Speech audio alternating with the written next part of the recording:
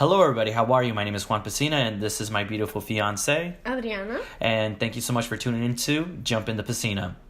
And so today we're going to be actually finalizing our Q&A series that we have been doing on a whole variety of topics. And we're going to finalize with questions about our personal life, and a little bit and miscellaneous things, and a little bit about the wedding. So we're going to answer these questions very quickly. All right. So first question.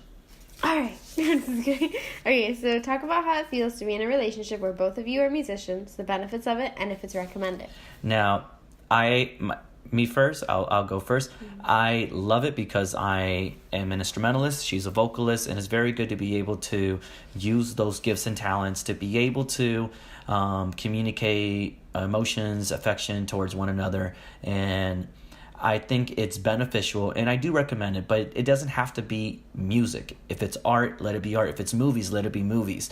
If it's reading a book, it's reading a book. Mm-hmm. The point is to find a common ground, a shared thing that you guys are able to enjoy with each other, and and be able to share with one another. Again, I'm an instrumentalist. She's a vocalist. As I'm playing the instrument, she is singing, and we complement each other. And so I think you guys should have a hobby that you both can be able to enjoy together. Mm-hmm. Doesn't mean that all your hobbies you have to enjoy together. For example, I like video game movies. She doesn't. She likes chick flicks. I'm all right about that. So the point is that we, have a common ground, and music is our common ground, and it has been great, benefit for our relationship, and as we get married, it will allow us to have closer intimacy. And if it's recommended, I believe that. I recommend, like how he said, have common ground in something. Like if it's not music, it's art, or it's this, or it's that. It's just have something that you both agree on. Preferably God, right? That would be nice if you did that. That'd be good. Second question. Yeah. Okay. So, what are your career goals?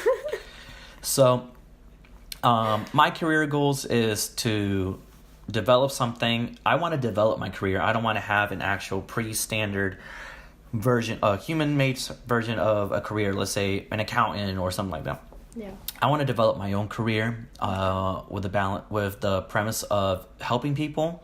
If it's musically, if it's with my talents as an audio editor, as an instrumentalist, as a worshiper, as someone who loves God. I just want to help people, and I don't really care what position title I have.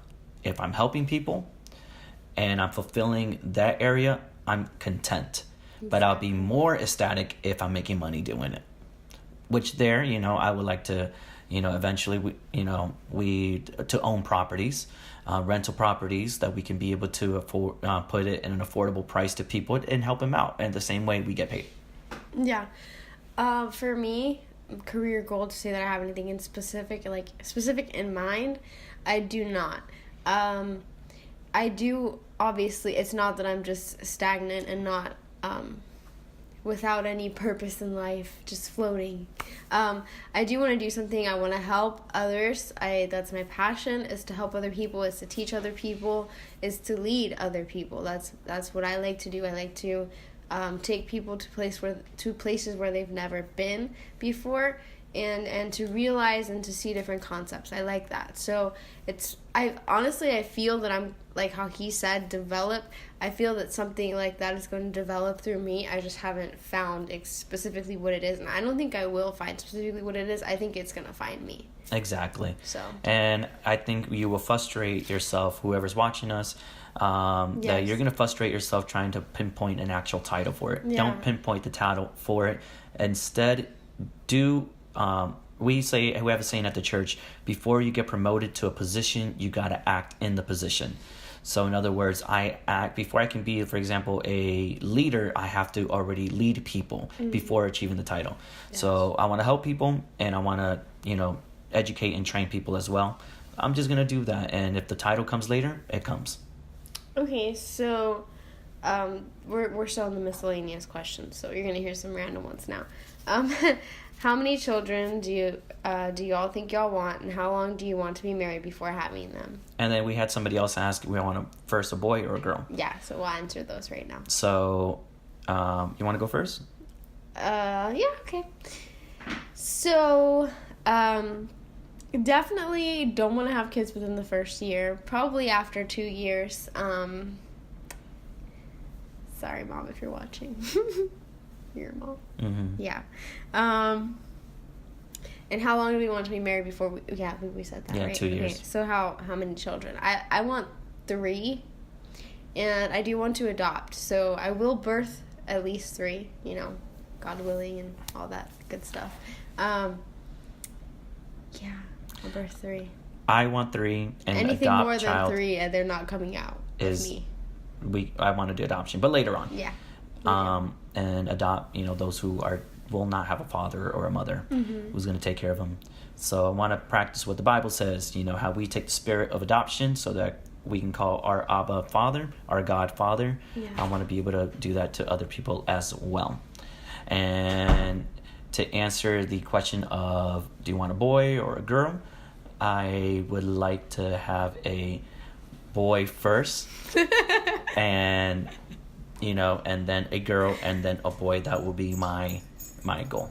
For me, I feel like either way, it doesn't matter. But for me, I feel that we're probably gonna end up having a girl. I just feel like that's how that would happen. That's how that would probably happen. Yeah. Either way, I'm happy either with a boy or a girl. I mean, it's a child. Mm-hmm. It's a blessing. Exactly. So there is not a specific bias of a gender that we would actually, want to go for it. Except you want a boy. I would like to have a boy. If not, a girl's fine. Yeah, either way. What values do you want to impart to your kids? Biblical, godly, doctrinal values, money values, and to them to grow up to be young adults as soon as they can be called adults.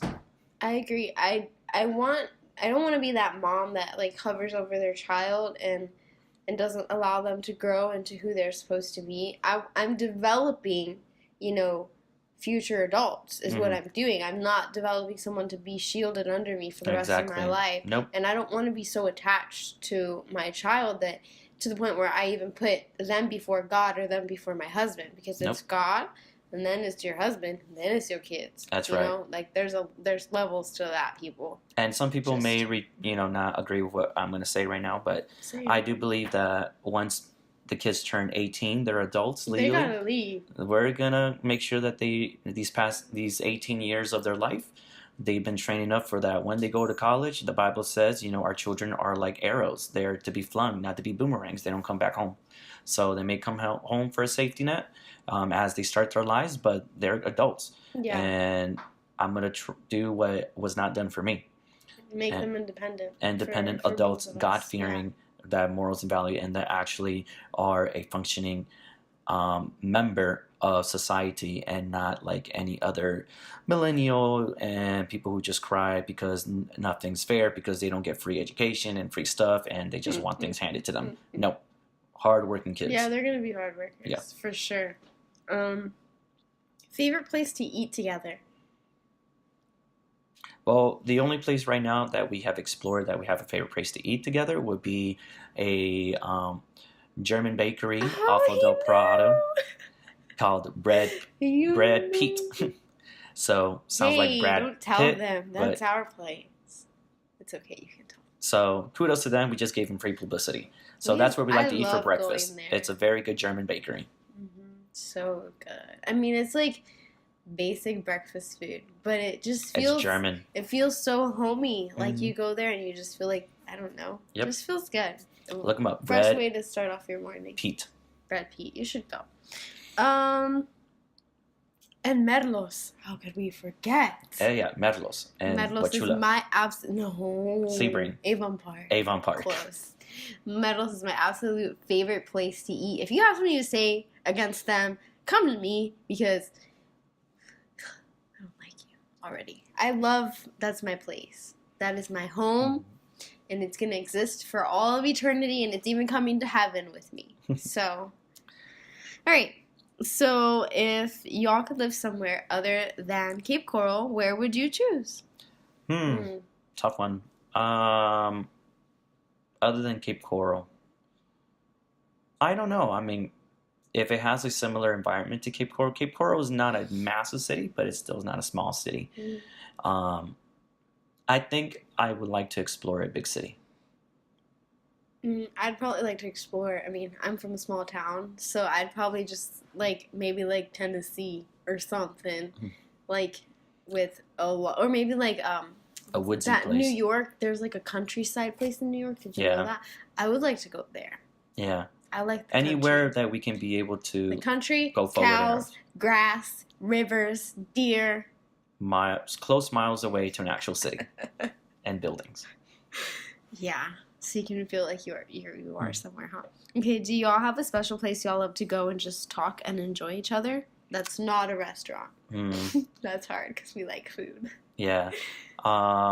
We've not had the opportunity due to our work schedules to actually find a place.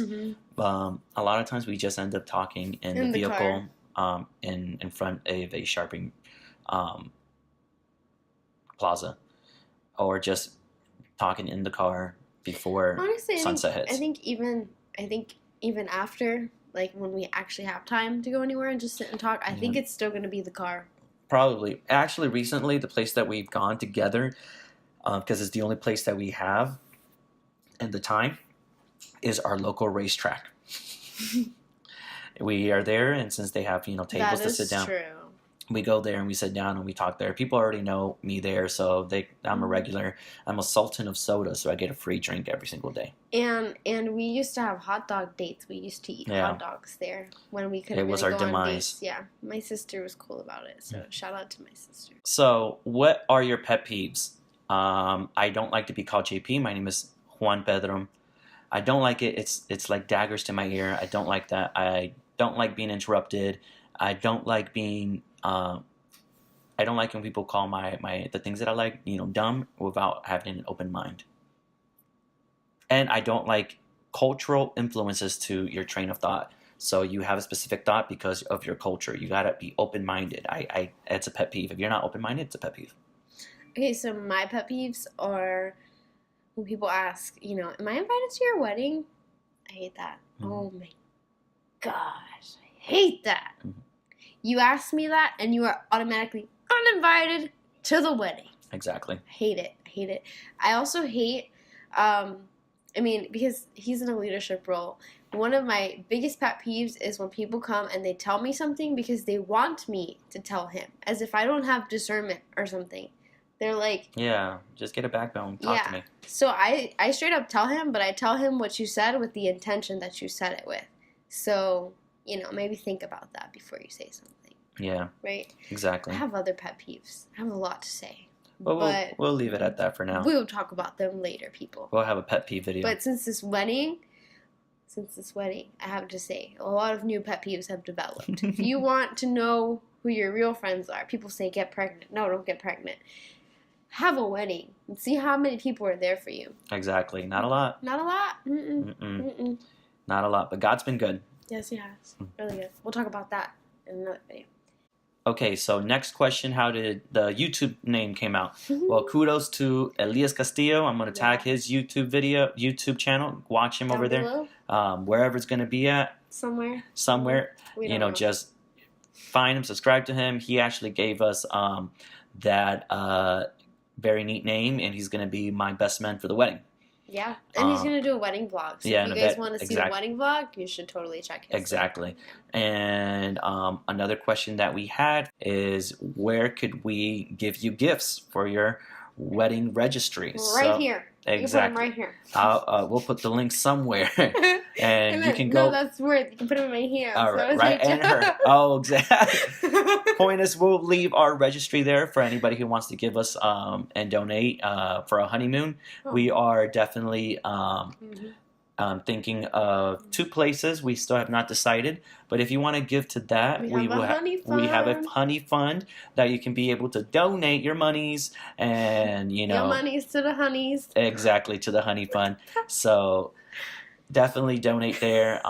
We definitely would appreciate the help. We're still believing in God for a paid off wedding and honeymoon, and we're still believing. And I will say this, for every person that has given, you're not giving into like just into like a hollow place. Like when you give, it not only is it like that. Not only is it showing, your heart, and it's not even that you're giving, finances. It's giving attention. It's giving time. Yeah. It's giving, sacrifices. Just seeing what everyone has done for us, I think it changes our heart and our perspective, and you guys are helping us in growing our faith and in becoming better leaders for the future as well. And I just want to say that for each person that has given, we will be doing a prayer list for each and every one. So if you guys have given, maybe even if you haven't given, that's okay. Let us know like the need that you have, and we're going to make a prayer list, and we're going to pray over it, and we're going to declare it, and it's going to be done. That's right. Yeah. Why is it so important to take time before getting into a relationship? Well, depending on what time you're talking about. I mean, is it like after a relationship? In that aspect, take your time because you still need to heal your heart. Don't let another relationship be the bandage for a hurt heart. Now, I think you need the time that you need in order to know if you have the maturity enough to support somebody else emotionally. Because if you're still dying for emotional support for yourself, then you're not going to be a mature candidate to be in a relationship with somebody else, because you won't be able to give them the emotional support that they need.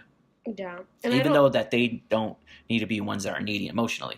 In other words, you guys are maturely enough able to fill each other's love tank, which if you want to know more about love tank, 5 love languages, Dr. Gary Chapman. Yes, please read that. Do yourself a favor, and that's for your relationships with anybody. Even if you're not in a relationship with someone, with a special someone, you should read it so you can have a better relationship with your parents, with your family members, kind of understand their way of loving. And thank you guys we're going to cut it short right now for our YouTube channel. Not your YouTube channel, but the video. We will continue on a part 2 of the series. And thank you so much for watching. We love you guys. We bless you guys. All the links that we've talked about are going to be in the bottom. If you watch Elias Castillo, watch his channel. It's really funny, good content, and that's going to be my best man. And we're going to answer the rest of the questions, and we do have a funny announcement that we're going to be giving in the next video. So stay tuned. Thank you.